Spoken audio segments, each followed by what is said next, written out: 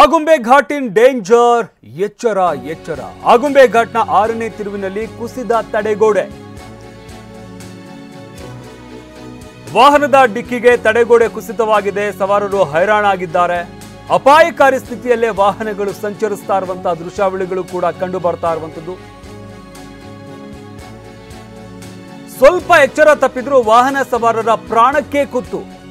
ಘನ ವಾಹನ ಸಂಚಾರಕ್ಕೆ ನಿಷೇಧ ಇರುವಂತಹ ಜಿಲ್ಲಾಡಳಿತ ಈಗಾಗಲೇ ನಿಷೇಧಿಸಿ ಆದೇಶವನ್ನ ಹೊರಡಿಸಲಾಗಿದೆ. ಆದರೆ ಲಘು ವಾಹನಗಳು ಅಂದ್ರೆ ಕಾರು, ಬೈಕ್ಗಳು ಇಲ್ಲಿ ಸಂಚಾರವನ್ನ ಮಾಡ್ತಾ ಇರುವಂತದ್ದು. ಆದರೆ ಯಾವ ಕ್ಷಣದಲ್ಲಿ ಯಾವ ರೀತಿಯಾದಂತಹ ಕುಸಿತ ಆಗುತ್ತೋ ಅನ್ನೋ ಒಂದು ಆತಂಕ ಕೂಡ ಇದೆ.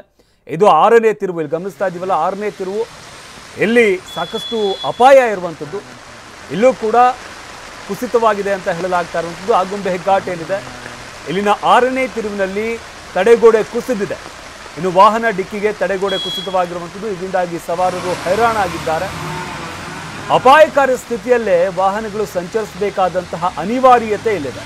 ಸ್ವಲ್ಪ ಎಚ್ಚರ ತಪ್ಪಿದ್ರೂ ವಾಹನ ಸವಾರರ ಪ್ರಾಣಕ್ಕೆ ಕುತ್ತಾಗುವಂತಹ ಸಾಧ್ಯತೆ ಇದೆ. ಈಗಾಗಲೇ ಜಿಲ್ಲಾಡಳಿತ ಘನ ವಾಹನ ಸಂಚಾರಕ್ಕೆ ನಿಷೇಧವನ್ನ ಹೇರಿದೆ.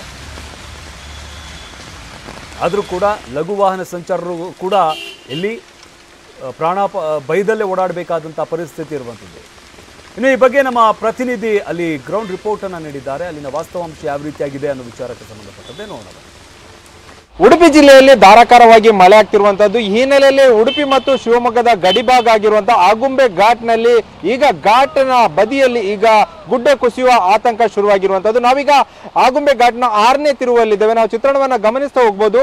ಸಾಕಷ್ಟು ವಾಹನಗಳು, ಪ್ರತಿನಿತ್ಯ ಸಾಕಷ್ಟು ವಾಹನಗಳು ಅಂದ್ರೆ ಸಾವಿರಾರು ವಾಹನಗಳು ಇದೇ ಒಂದು ಘಾಟ್ನಲ್ಲಿ ಸಂಚಾರ ಮಾಡುತ್ತೆ. ಆ ಒಂದು ಸಂದರ್ಭದಲ್ಲಿ ಈ ಭಾಗದಲ್ಲಿ ಒಂದು ಗುಡ್ಡ ಕುಸಿಯುವ ಆತಂಕ ಕೂಡ ಶುರುವಾಗಿರುವಂತದ್ದು. ನಾವೀಗ 6ನೇ ತಿರುವಿನಲ್ಲಿದ್ದೇವೆ. ತಿರುವಿನಲ್ಲಿ ನಾವು ಗಮನಿಸಬಹುದು ಆ ಒಂದು ಚಿತ್ರಣವನ್ನ. 6ನೇ ತಿರುವಿನ ಅಂದ್ರೆ ತಿರುವು ಭಾಗದಲ್ಲಿ ಆ ಒಂದು ಗುಡ್ಡ ಕುಸಿತ ಅಂದ್ರೆ ಅಲ್ಲಿ ತಡೆಗೋಡೆಯನ್ನು ಹಾಕಲಾಗಿದೆ. ಅದೇ ಈಗ ಕುಸಿಯುವ ಭೀತಿಯಲ್ಲಿರುವಂತದ್ದು.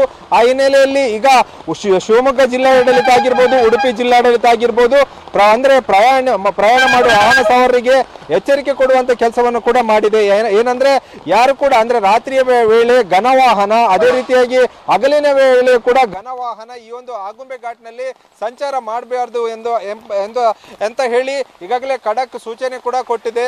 ಆ ಹಿನ್ನೆಲೆಯಲ್ಲಿ ಘನವಾಹನಗಳನ್ನ ಈ ಒಂದು ಘಾಟ್ ಸೆಕ್ಷನ್ ಅಲ್ಲಿ ನಿಷೇಧವನ್ನ ಮಾಡಿರುವಂತದ್ದು. ಅಂದ್ರೆ ನಾವು ಗಮನಿಸಬಹುದು ಎಷ್ಟರ ಮಟ್ಟಿಗೆ ಒಂದು ಘಾಟ್ನ ಅಂದ್ರೆ ಕುಸಿಯುವ ಭೀತಿನಲ್ಲಿರುವಂತದ್ದು ಅಂದ್ರೆ ನಾವು ಗಮನಿಸಬಹುದು. ಇಲ್ಲಿ ವಾಹನಗಳು ನಿತ್ಯ ಪ್ರಯಾಣ ಮಾಡುತ್ತೆ. ವೀಕೆಂಡ್ ನಲ್ಲಂತೂ ಸಾಕಷ್ಟು ವಾಹನಗಳು ಸಂಚಾರ ಮಾಡುತ್ತೆ. ಆ ಒಂದು ಸಂದರ್ಭದಲ್ಲಿ ಅನಾಹುತ ಆಗುವ ಸಾಧ್ಯತೆ ಕೂಡ ಇರುವಂತದ್ದು. ಆ ನಿಟ್ಟಿನಲ್ಲಿ ಯಾರು ಕೂಡ ಅಂದ್ರೆ ಘನ ವಾಹನಗಳು ಈ ಒಂದು ಘಾಟ್ನಲ್ಲಿ ಸಂಚಾರ ಮಾಡಬಾರ್ದಂತ ಈಗಾಗಲೇ ಸೂಚನೆಯನ್ನು ಕೂಡ ಕೊಟ್ಟಿರುವಂತದ್ದು. ಆ ನಿಟ್ಟಿನಲ್ಲಿ ಜಿಲ್ಲಾಡಳಿತ ಅಂದ್ರೆ ಶಿವಮೊಗ್ಗ ಜಿಲ್ಲಾಡಳಿತ ಆಗಿರ್ಬೋದು, ಉಡುಪಿ ಜಿಲ್ಲಾಡಳಿತ ಕೂಡ ಖಡಕ್ ಆಗಿ ಸೂಚನೆ ಕೊಡುವಂತ ಕೆಲಸವನ್ನು ಕೂಡ ಮಾಡಿರುವಂತದ್ದು. ಆ ನಿಟ್ಟಿನಲ್ಲಿ ಅಂದ್ರೆ 6ನೇ ತಿರುವು ಏನಿದೆ ಮತ್ತು 4ನೇ ತಿರುವು ಏನಿದೆ ಅದು ತುಂಬಾನೇ ಡೇಂಜರ್ ಆಗಿದೆ ಅಂತಾನೆ ಹೇಳ್ಬೋದು. ಕ್ಯಾಮರಾಮನ್ ರಾಮ್ ಜೊತೆ ಪ್ರಜ್ವಲ್ ಅಮೀನ್, TV9 ಉಡುಪಿ. ಇನ್ನು ಇದೆಲ್ಲದರ ನಡುವೆ ಉಡುಪಿಯ ಆಗುಂಬೆ ಘಾಟ್ಗೆ ಪ್ರವಾಸಿಗರ ದಂಡೇ ಹರಿದು ಬರ್ತಾ ಇದೆ.